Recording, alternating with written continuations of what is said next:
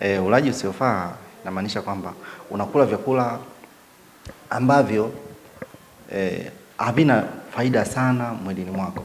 Kwa mfano, ni hatari sana kula vyakula vilivyochakatwa, nasema processed food, au ambavyo vinakupatia sana vitakupatia nishati ambayo kitaalamu naita empty calories, ambao vinakupatia nishati, lakini virutubisho vingine, kwa mfano virutubisho, kwa mfano vitamini A au na madini, mfano kama madini ya chuma au madini ya zinki, huwezi kuvipata kwenye vyakula hivi.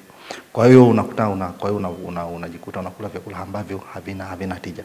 Kwa mfano, hata kwenye kipengele cha ulaji wa nyama, unaweza kula nyama zile ambazo zimechakatwa viwandani. Kwa mfano, naweza kusema sausage, au wengine wanaweza kusema sausage. Hizi sausage ni miongoni mwa vyakula vya hatari sana ambavyo vikichakatwa kiwandani huwa vinaongezewa chemical, na ni dawa, tuseme kemikali kwa ajili ya kuvitunzia. Kwa mfano, kemikali hili inaitwa nitrate, ambayo ni hatari sana kwenye afya zetu. Inaweza kupelekea mtu akapata saratani au kansa. Nitrate ikija kuungana na protini huwa inatengeneza nitrosamide, ambayo ni hatari sana. Kwa hiyo ulaji wa vyakula hivi sio havina tija kwenye afya zetu. Vyakula vingi ambavyo vinasababisha changamoto ya kiafya sana ni ulaji wa vyakula ambavyo havina tija. Kwa mfano, ulaji wa vyakula vilivyochakatwa. Kwa mfano, kwenye makabila yetu unakuta mtu anakula vyakula kwa mfano kama ni ugali, anatumia ugali ule ambao ni wa sembe, ambao umekobolewa. Na ukikoboa vyakula hivi, ulaji wa nafaka zilizokobolewa, tunasema unatoa makapilishe, kitaalamu naita fibers, ambao fibers huwa zinasaidia kupunguza ufyonzaji wa sukari mwilini. Kwa hiyo unajikuta mtu akila ugali wenye unga uliochakatwa ambao ni sembe, utapelekea ufyonzaji wa sukari mwilini unakuwa ni kwa kiasi kikubwa. Hii ni hatari, inampelekea mtu kuwa kwenye hatari ya kupata, kwanza, kuongezeka uzito ambao mwilini mwake hauna tija, au unaweza kumpelekea akapata changamoto ya ugonjwa, kwa mfano ugonjwa wa kisukari, ambao siku hizi inakuwa ni changamoto kweli kwa Watanzania. Makundi yaliyoko kwenye hatari, kwa mfano tukianza na hata watoto, baada ya watoto wengine baada ya kuzaliwa anakaa siku 2-3 tu anakuta ameshaanzishiwa, labda anakuambia anaanzishiwa uji. Kina mama mtaani wanaita ule uji wa kuchuja, lakini ni hatari. Ukimwanzishia mtoto ukisema kwa mfano uji wa kuchuja, unga wa kuchuja, yani sukari huwa imegawanyika. Wazungu wanasema kuna amylopectin na amylopectase.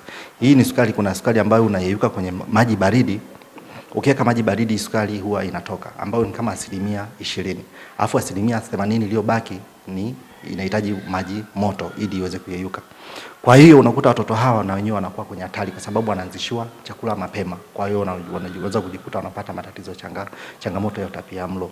Hii inaweza kutoka hapo, inaweza kaenda baada mtoto anaweza kufikia, anaweza kufikisha kundi ni mwaka mmoja, kuna kundi la kuanzia mwaka mmoja ni miaka 3. Hawa watoto wanaitwa toddlers.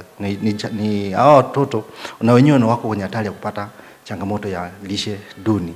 Kwanza hawa watoto kwa asili hawana hamu ya kula. Alafu ni watundu sana. Ndio maana ukifuatilia hata kesi nyingi watoto wanaoungua maji unakuta ni watoto hao ambao unaoita toddler, kuanzia mwaka mmoja hadi miaka 3. Kwa hiyo na wenyewe ni hatari. Wanahitaji usimamizi thabiti wa kuwapatia makundi ya vyakula ambayo yanahitajika, ambayo kulingana na mwongozo wa Bodi ya Chakula na Lishe kuna makundi 6 ya vyakula.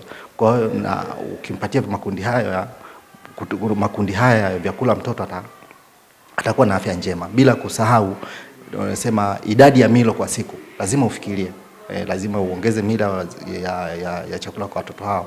Kwa maana kwa mfano kundi kuanzia mwaka mmoja, kama nilivyosema mwaka mmoja ni miaka 3, hawa watoto hawana hamu ya kula. Kwa lazima uongeze idadi ya milo kwa siku. Na wenyewe kwa hiyo wako kwenye hatari. Kwa hiyo kuna kundi lingine ambao wanaita kuna preschool age, kuna kundi la vijana likabale, na wenyewe wako kwenye hatari. Tena likabale ndio hatari zaidi. Kwa sababu kulingana na mabadiliko ya miili yao, kwanza bado wanakuwa, kwa hawajui, unajikuta wanafanya maamuzi yale ambayo sio sahihi. Kwa hiyo wanaangukia kula vyakula ambavyo milini mwao havina tija. Kwa mfano, wengi wanakunywa sana kwa mfano vinywaji vyenye sukari au vinywaji baridi.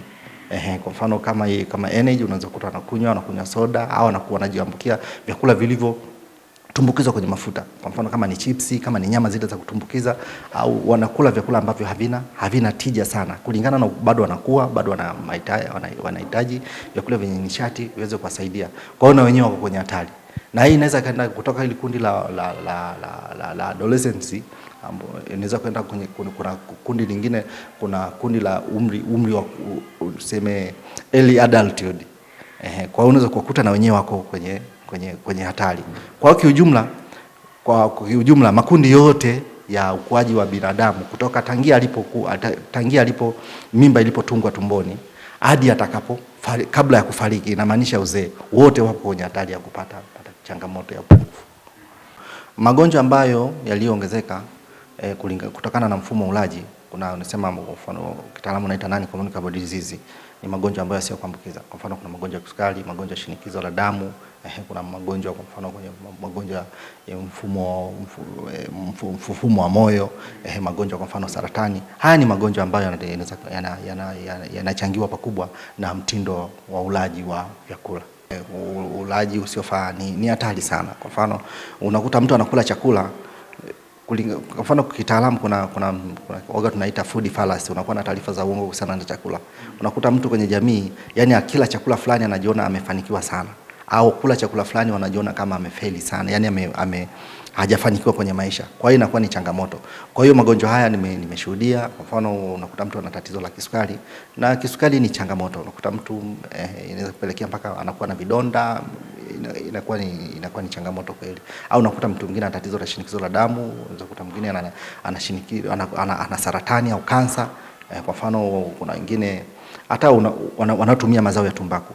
Kwa hiyo ni hatari. Cha kuasisitiza zaidi, tuepuke sana kupata taarifa zile za mtaani. Taarifa za mtaani wakati mwingine zinachosha, zinakuweza kuingiza pia kwenye gharama ambayo sio lazima. Kwa hiyo ni vizuri njoo nenda kwa wataalamu ambao wanahusika. Kwa mfano kwa wataalamu wa masuala ya lishe wakute. Kwa mfano hospitali yetu ya Kitete hapa niko mimi, ukija kusema nimekuja kuonana na afisa lishe, kwa hiyo ukija tutajadiliana, tutaangalia nini cha kusaidiana ili kupunguza gharama za maisha ambazo sio za lazima. Kwa yule ambaye anaweza atazingatia hiki tunachokizungumza itamsaidia, lakini kwa yule ambayo ikitokea amepuuzia, kwake haitakuwa na msaada. Ulaji wa vyakula, kwa mfano ulaji wa vyakula katika jamii zetu, kwanza tunakula vyakula ambavyo kitaalamu naita seasonal food, vyakula vya msimu. Kwa mfano ikifika msimu wa maboga tutakula maboga. Sasa hivi nafikiri mjini kuna kama msimu wa mihogo vile imeanza msimu wa mihogo. Kwa hiyo ikifika msimu wa mahindi watu watakula mahindi. Cha msingi tule vyakula kulingana na vile vinavyopatikana kwenye mazingira.